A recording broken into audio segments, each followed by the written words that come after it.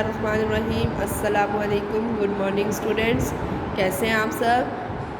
امید ہے سب خیریت سے ہوں گے۔ آج کے آن لائن لیکچر میں آپ کو خوش آمدید کہتی ہوں۔ چلیں اپنی آج کی کلاس شروع کرتے ہیں۔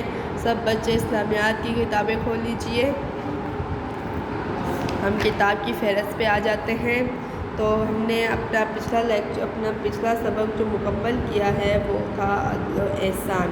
عدل و احسان کی پچھلی کلاس میں میں نے آپ کو تمام سوالات کے نشاندہی کروا دی تھی۔ آج ہم اپنا نیا چیپٹر شروع کریں گے جس کا نام ہے حسن معاشرت، جو کہ صفحہ نمبر 46 پر موجود ہے۔ سب بچے 46 اوپن کیجئے صفحہ نمبر۔ تو اب آج حسن معاشرت کی بلند خوانی کریں گے اور جانیں گے کہ اسلام میں اس کی کیا تعلیمات ہیں اور اس کا کیا اہمیت ہے۔ یہ سب ہم اس سبق میں پڑھیں گے۔ تو اس سبق کا آغاز کرتے ہیں۔ معاشرے کے معنی مل جل کر رہنے کے ہیں، جبکہ حسن اچھے کو کہتے ہیں۔ انسان جس معاشرے میں رہتا ہے وہاں کے لوگوں سے اس کا متعلق قائم ہو جاتا ہے وہاں کے لوگوں سے اس کا تعلق قائم ہو جاتا ہے، تو اس تعلق کو اچھے طریقے سے انجام دینا حسن معاشرت کہلاتا ہے۔ والدین، اولاد، رشتہ دار، دوست، احباب، اہل محلہ، اہل وطن اور پوری قوم کے افراد اس تعلق میں باہم جڑے ہوتے ہیں۔ چنانچہ حسن معاشرت یہ ہے کہ انسان اپنے سے وابستہ تمام افراد کے ساتھ اچھے اور خوشگوار تعلقات قائم رکھے اور ان کے ساتھ حسن سلوک سے پیش آئے۔ ٹھیک ہے؟ ایک مہذب معاشرے کی ضرورت و اہمیت۔ انسان زندگی میں خوشگواریت اور کامیابی دوسرے انسان کے تعاون کے بغیر ممکن نہیں ہے۔ ابتدائی زندگی میں ماں باپ اور پھر تعلیم کے لیے استاد کی ضرورت ہوتی ہے۔ معاشرتی زندگی انسانوں کے میل جول سے عبارت ہے۔ موت تک انسان فطری طور پر مل جل کر رہنا پسند کرتا ہے اور اسے اپنے جذبوں، خواہشوں اور اپنی صلاحیتوں اور قابلیتوں کے اظہار اور فروغ کے لیے ہمیشہ انسانوں کی ضرورت درپیش رہتی ہے۔ کنارہ کشی، رہبانیت اور ترک تعلق سے انسان کی خودداد صلاحیتیں ضائع ہو جاتی ہیں۔ مل جل کر رہنے سے مادی اور روحانی ترقی کا سفر جاری رہتا ہے۔ اسلام حسن معاشرت پر زور دیتا ہے اور ترک دنیا کی مذمت کرتا ہے۔ ارشاد باری تعالیٰ ہے۔ ترجمہ: اور ترک دنیا جس کی رسم خود انہوں نے نکالی، ہم نے ان پر واجب نہیں کی تھی۔ ارشاد نبوی صلی اللہ علیہ وسلم ہے۔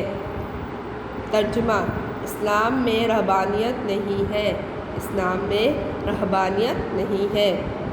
مذکورہ آیات اور حدیث صلی اللہ علیہ وآلہ وسلم سے معاشرے کے وجود کی حوصلہ افزائی اور ترک تعلق کی نفی ثابت ہوتی ہے۔ نبی اکرم صلی اللہ علیہ وسلم نے یہ بھی فرمایا کہ میرے رب نے مجھے 9 باتوں کا حکم فرمایا ہے، جو مجھ سے تعلق توڑنا چاہے اس کے ساتھ تعلق جوڑو،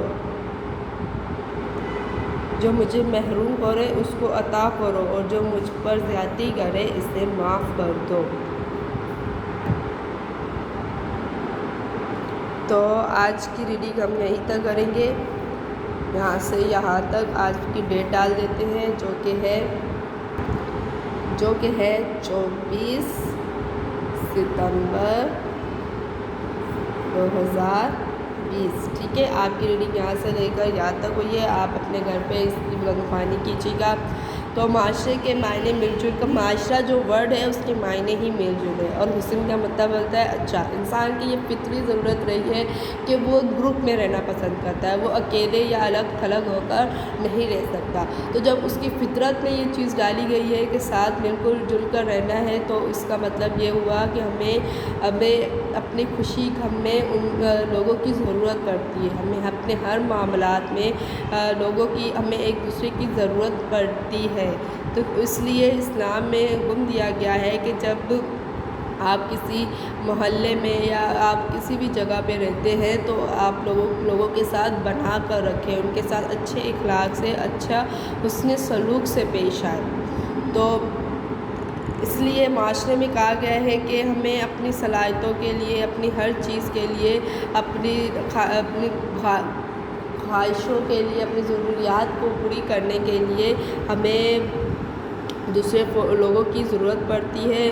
تو اس لیے کنارہ کشی کر کے نہیں رہنا چاہیے، مل جل کر رہنا چاہیے، جس سے ریلیٹڈ اس قرآن مجید میں اللہ تعالیٰ فرماتے ہیں کہ ترک دنیا مطلب دنیا سے دور ہو کے رہنا، صرف اس کی رسم انسانوں نے خود نکالی ہے، ہم نے نہیں نکالی۔ اس کا مطلب یہ ہے کہ اس میں اللہ تعالیٰ منع کر رہے ہیں کہ الگ ہو کر مت رہیے، سب سے کنارہ کشی کر کے مت رہیے، سب سے مل جل کر رہیے۔ اور اس میں آپ صلی اللہ علیہ وسلم نے بھی کہا ہے کہ میں نے رہبانہ سے مطلب علیحدہ الگ تھلگ ہو کر رہنے سے منع کیا ہے، سب کے ساتھ مل جل کر اور سب کے مصیبت میں، پریشانی میں شامل ہونے کی کوشش کرے اور سب کے ساتھ حسن سلوک سے پیش آئے۔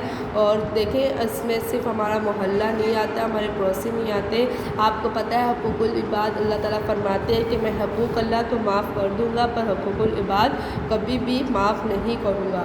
تو اس حقوق العباد میں ہی یہ آ جاتا ہے کہ ہمیں اپنے ہمسایوں، ہمارے رشتہ دار، ہمارے والدین، ان سب کی عزت و احترام کریں، ان کے ساتھ حسن سلوک سے پیش آئیں۔ تو آج کی اپنی کلاس ہماری یہیں پہ ختم ہوتی ہے۔ جہاں تک میں نے آج ریڈنگ کروائی ہے اس کی ریڈنگ اپنے گھر پہ ضرور کیجیے گا، اپنی دعاؤں میں یاد رکھیے گا۔ خدا حافظ۔